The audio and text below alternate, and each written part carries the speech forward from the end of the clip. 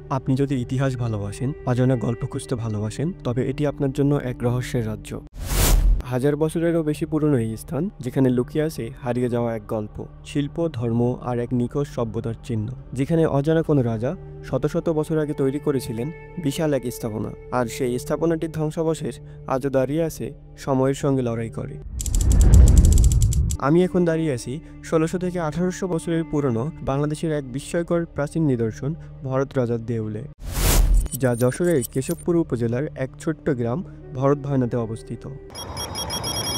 ভরত রাজার দেউল, যে নামেই লুকিয়ে আছে অজানা এক ইতিহাস, যে নামের সঠিক ব্যাখ্যা এখনও পুরোপুরি মেলেনি। তবে ধারণা করা হয় ভরত কোনো প্রাচীন গুপ্ত রাজবংশের স্থানীয় শাসক, অথবা এটি শুধুমাত্র প্রাচীনকালে কোনো মন্দির বা বিহারের নাম।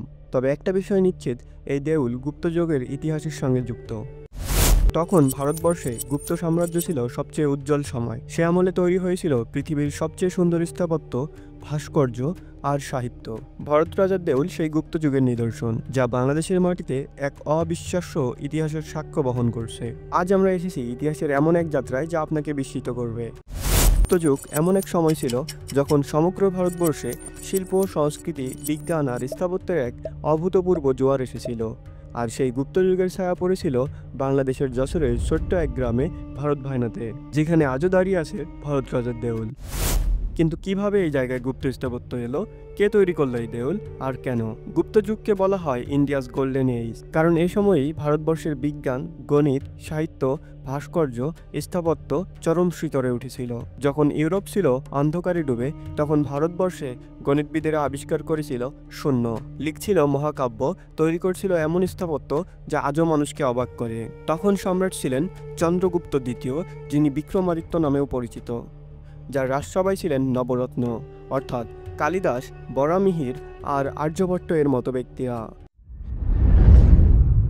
দেউলটিকে দূর থেকে মনে হয় যেন বিশাল এক মাটির ঢিবি, ঘাসে ঢাকা, মাঝে মাঝে লাল ইটের অংশ বেরিয়ে আসে মাটির বুক চিরে। কিন্তু কাছে গেলে বোঝা যায় এই ঢিবি শুধুমাত্রই মাটির স্তূপ নয়, এ এক বিশাল আকারের প্রাচীন স্থাপত্যের ভগ্নাংশ, প্রায় ১২ থেকে ১৩ মিটার উঁচু আর ব্যাস প্রায় ২৫০ থেকে ২৭৫ মিটার। ভিতরে আছে একের পর এক ছোট ছোট কক্ষ, যা এক সময় ছিল বিশাল মন্দির বা বৌদ্ধ বিহারের অংশ।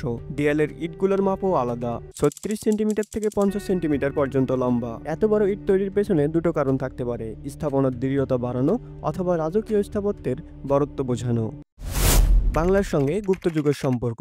অনেকে ভাবে গুপ্ত সাম্রাজ্য শুধু উত্তর ভারতের বিষয়, কিন্তু ইতিহাস বলে গুপ্ত সাম্রাজ্য পশ্চিমবঙ্গ, বাংলাদেশের দক্ষিণ পশ্চিম অঞ্চল পর্যন্ত বিস্তৃত ছিল। খুলনা, যশোর, কুষ্টিয়া, ফরিদপুর অঞ্চলে গুপ্ত সাম্রাজ্যের ছাপ পাওয়া গেছে। এই কারণেই ভরত রাজার দেউলকে অনেকে গুপ্ত স্থাপত্য বলে মনে করেন। গুপ্ত স্থাপত্যের কয়েকটি বিশেষ চিহ্ন আছে, যেগুলো ভরত রাজার দেউলে দেখা যায়। সাধারণ ইটের চেয়ে অনেক বড়, ৩৬ থেকে ৫০ সেন্টিমিটার দীর্ঘ এ ধরনের ইট শুধু গুপ্ত স্থাপত্যই দেখা যায়। পাহাড়পুর বা ময়নামতির মতোই চারপাশে কক্ষের সারি এবং কেন্দ্রে উঁচু মূল স্থাপনা। গুপ্ত সাম্রাজ্যের পতনের পর এই অঞ্চলে আসে বিভিন্ন শাসক গোষ্ঠী: পাল রাজবংশ, সেন রাজবংশ, দিল্লির সালতানাত, মুঘল শাসন। আর প্রতিটি পরিবর্তন মানে নতুন সংস্কৃতি। গুপ্ত যুগে দক্ষিণ পশ্চিম বাংলার ভূমি ছিল অত্যন্ত গুরুত্বপূর্ণ। ভদ্রা নদীর তীর, এই নদী তখন ছিল প্রধান বাণিজ্য পথ। গুপ্ত শাসকরা ব্যবসা, ধর্মচর্চা, সামরিক যোগাযোগের জন্য নদীর পাশের এলাকা পছন্দ করতেন। এখানকার মাটি ছিল উর্বর, জনসংখ্যা বেশি, অর্থনৈতিক গুরুত্বও বেশি।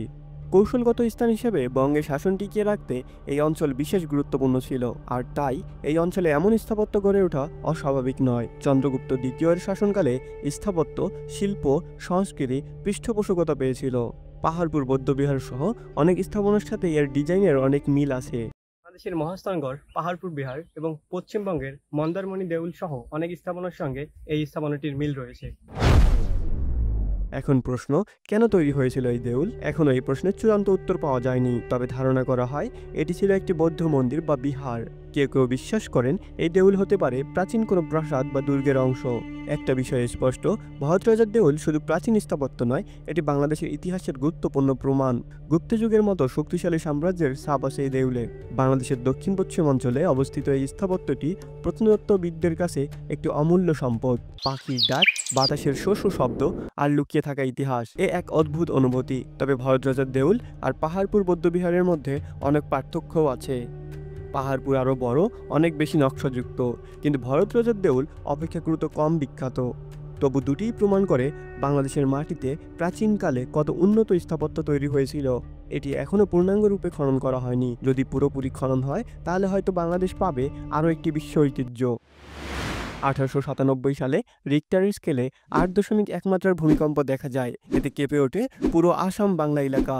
তখন মাটির ঢিবির বেশ কিছু অংশ ভেঙে পড়ে, আর সেখানেই বেরিয়ে আসে লাল ইটের দেয়াল। ব্রিটিশ অফিসাররা প্রথমবারের মতো ভরতরাজ দেউলের উল্লেখ করেন রিপোর্টে। প্রথম সিস্টেমেটিক খনন হয় 1920 থেকে 1923 সালের মধ্যে। ব্রিটিশ আর্কিওলজিক্যাল সার্ভে দল এখানে আসে। তাদের নেতৃত্বে ছিলেন হেনরি আর্নেস্ট স্টেপলটন নামের এক প্রত্নতত্ত্ববিদ। 1971 সালে স্বাধীনতার পর বাংলাদেশ প্রত্নতত্ত্ব অধিদপ্তর আবার আগ্রহ দেখায় এবং তাদের টিম আসে 1980 সালের দিকে।